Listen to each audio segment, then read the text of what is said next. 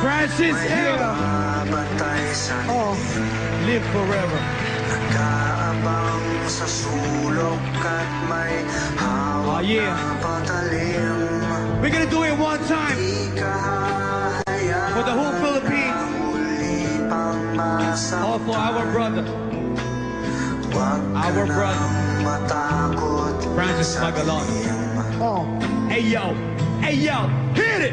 Ito ay kwentong hango ng galing sa dalawang tao. Nagmamahalan ng tunay ang ngalay Elsa at Lando. At kahit parang pagkakataon ay nakakagdado, dahil magkalayo ang uri ng buhay ang estado. Ng buhay ni Lando ay di nalalayo sa marami.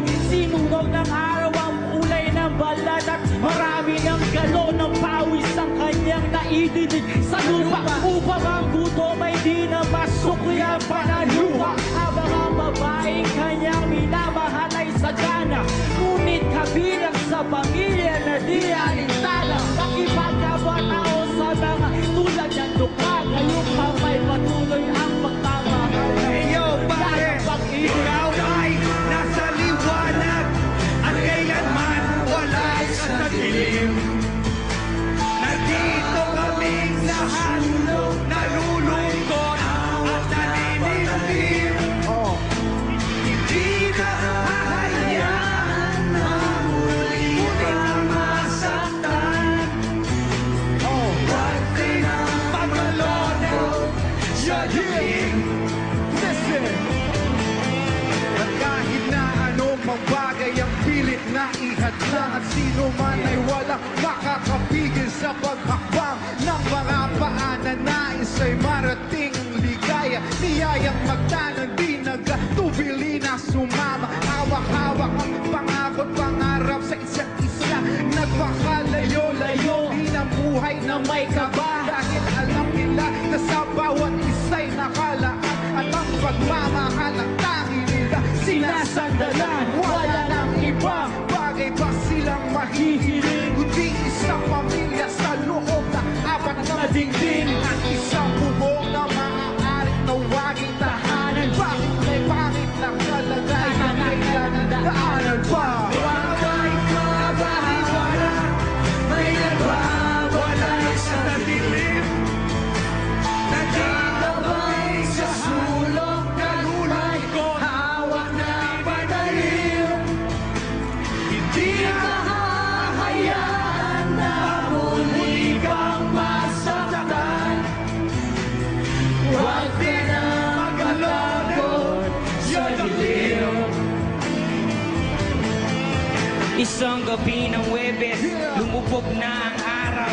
Doon tayo'y magkita sa lubog na siopaw, upang ating paghatian pagdating ng hapunan.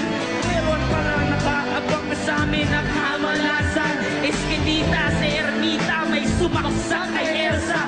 Sa tagiliran isang makalawang na lanseta, ang gamit upang makuha lang ang kanyang pitaka.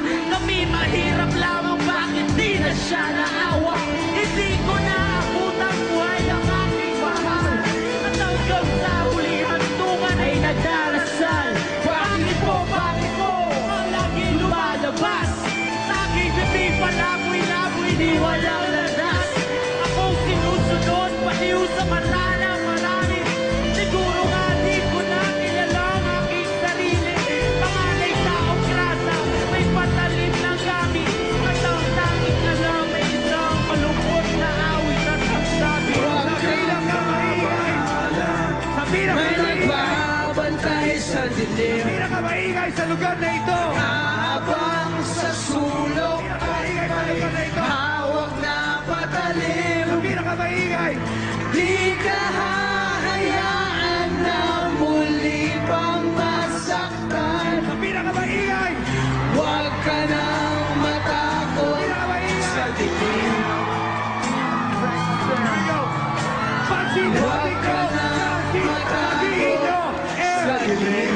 Kuya Kiko! Francis! Francis! Francis! Francis! Francis! Francis! Francis! Thank you, Del.